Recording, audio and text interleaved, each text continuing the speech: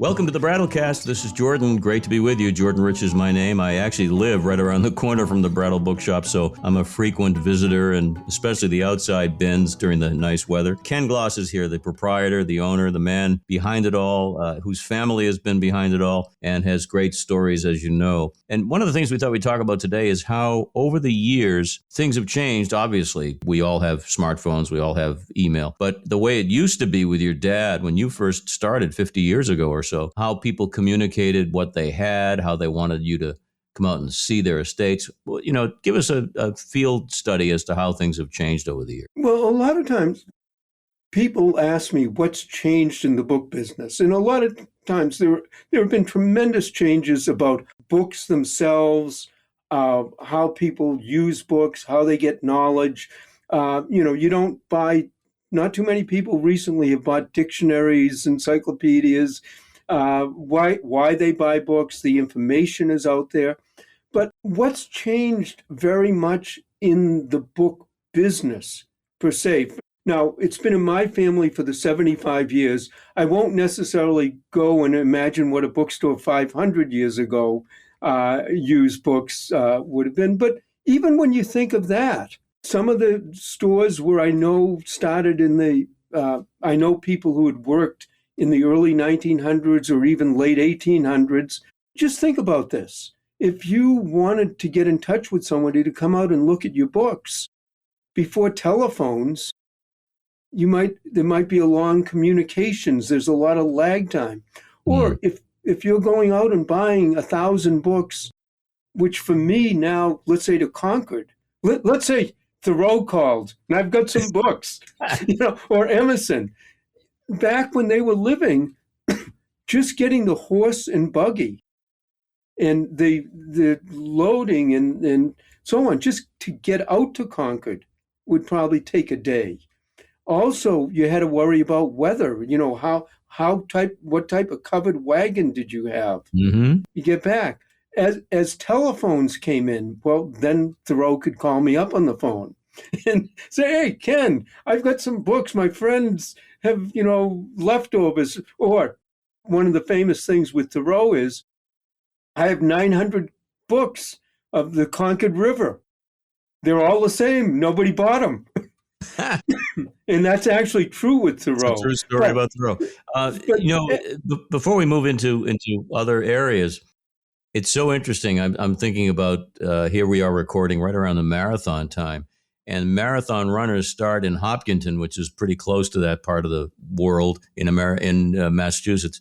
And everything is so speeded up, including the fact that people can run what would normally take 2 days by horse and buggy. But talk a little bit about what your dad, how he did it before the computer age and how you did it. The way my dad did it when he was first getting started in the business was he had a route every morning. Now, he had a station wagon, which isn't even as big as a minivan, that he would go out on, and it was a small store. And he would go out every single morning to St. Vincent de Paul, Salvation Army, Morgan Memorial, and all of those organizations, and there were a few others, would have book bins and books things.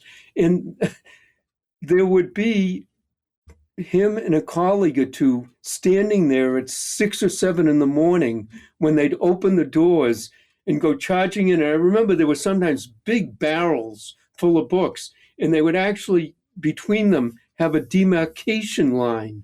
Okay, you can look at everything on this side of the barrel, and I can look at everything on that side of the barrel.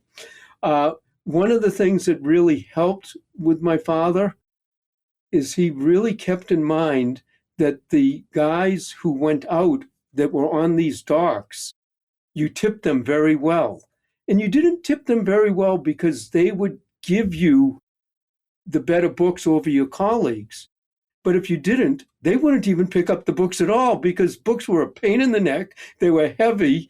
And other than a few of the dealers, they didn't want them. But if they knew if they were going to get tips or coffees or muffins or whatever, they would go out of their way and they became friendly. So that was partly how my father started. also, when he started, he was in a small store. He had one assistant who would come in so he could maybe get out for lunch. But he would only go out buying on Sundays, the seventh day of the week. And he would get maybe a carload, which I think the car would hold maybe a couple of hundred books. He piled them in without boxes. And that's how the business ran for numbers of years. Mm-hmm. When I started when I was 5. But seriously, after I had worked in elementary, junior high, high schools, summers during college, I in college, we still had the station wagon. Although because I was there, we would go out maybe 2 or 3 times a week. And as my father did less and less, then I started going out in the mornings. Then I realized we were getting more and more books. And now I have a pickup truck down and we can take 1,500 books. But also when I started, the way you would get books in, occasionally someone would come in the store and say that my father, my mother, my brother, myself, we're moving. Main reason people sell books is either it's an older person couple moving from the big to the small, or someone's died and it's an estate. But they'd come in, they'd ask, you'd try to get an idea of what they have, or they'd call you on the phone. And I remember, I think the number was Richmond 25410 or something on that, Richmond 20210 or something like that. They had the exchange names. But you'd get a call on the phone and you'd ask people, well, how many books do you have? A lot. What kind of books do you have? Fiction and nonfiction, which is every kind ever done. Exactly. And you try to get a little bit more out of them, get a little bit of a sense of it. And what usually, if someone said, well, I collected books on the history of radio, or I collected books on the Revolutionary War, and they could communicate a little of what they had, then you'd usually make an appointment and go out. Now, when my father first started, there wasn't the expressway. There weren't a lot of the major highways. I use Concord as an example. That still was over an hour. Some of the roads weren't that good. The suspension on the car wasn't that great.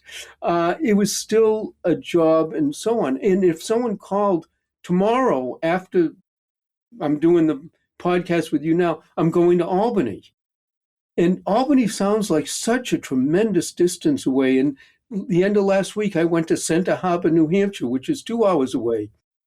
Nowadays, with car travel, if you're going to Province, if someone calls you from Provincetown, it doesn't sound like that far. But that's almost 2.5 hours. Going to Albany, going to New Hampshire, going to south with the roads nowadays, it really isn't that far. But the way people get in touch is still many times by phone. But in the last few years, it's changed since the internet. So now I'd say the last few years, it might be 15 or 20. The way they communicate what you have has changed tremendously.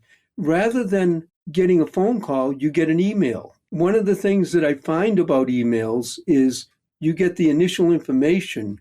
Usually I like to then say, please call me or give me a phone number, because I find even if the people tell you they have a certain type of book, it can get your interest. Phoning and talking is still much easier to get information. Something we've talked about on more than one occasion, and it's revolutionized a lot of things, is everyone has a smartphone of some kind and has a camera attached. So it used to be just describing what you had and so forth and the condition. But now you advise them to take pictures of their books in certain ways, and that makes everyone's life easier, doesn't it? Oh, that I was going to say that the big thing, once you get a sense or an idea, or even if they say it's an estate or whatever, one of my first questions is, do you have them on the shelves? And if they say yes, I say take 2 or 3 shelves at a time, make sure they're in focus. That helps because sometimes people take pictures on a cell phone, and they don't realize when you try to enlarge it to read it, it fades out. But yeah, that has made such a huge difference because many times I can look at those pictures and I can instantly say, okay, I want to call this person, make an appointment. I don't care where they are. It's great. Or I can say, this looks like a good lot. It looks like we could pay in this range. Or I can say, in the second picture on the third shelf down to the second book to the right, if you're in Boston sometime, bring that book in. Maybe the fourth shelf, bring that book in. And you can really do an awful lot. And people say, well, I have a whole list. Pictures are so much better. First of all, to list 200, 300, 400 books takes forever. To take pictures of 200, 300, 400 books is almost instantaneous. And from the picture, I can tell how old the book is. I can tell the title of the book, the author, the publisher, many cases, the edition, the condition. And so that type of communication has made things so much easier to communicate. But it's also interesting from my point of view, communication has changed tremendously too. When my father first started out in the business, he loved getting publicity. And I have to admit, I do too. But he would call the newspapers. He'd call some interesting book came in, some interesting person, character. And everything would go out through newspapers. He did late night radio shows. He did talk shows. Well, a lot of those newspapers don't exist anymore. A lot of the radio talk shows are fewer and fewer. I mean, every town had a small radio station. That's right. Every town had a small newspaper. That doesn't exist anymore. So how do you communicate that? Instagram. That's one way. The podcast is another way. TikTok, social media. Right. Is sort of you transferring from the old print to the new electronic. And it takes a whole different skill set. It takes a whole different way of communicating. And matter of fact, one of the things we've done is we've just hired an intern, paid intern, because I insist everybody, if they're going to work for us, who is just now working through our social media, our Instagram. And one of the first big results we got, and I think this is a very interesting thing. We've now on Instagram are just starting to put book picks of the week.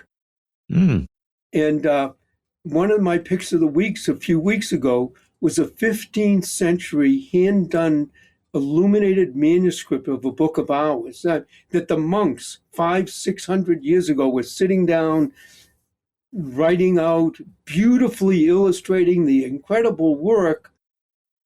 But where are we putting this out is on Instagram, and we got more response on that Instagram than we got on many of our others. And that just shows you how the communication has changed over the years also.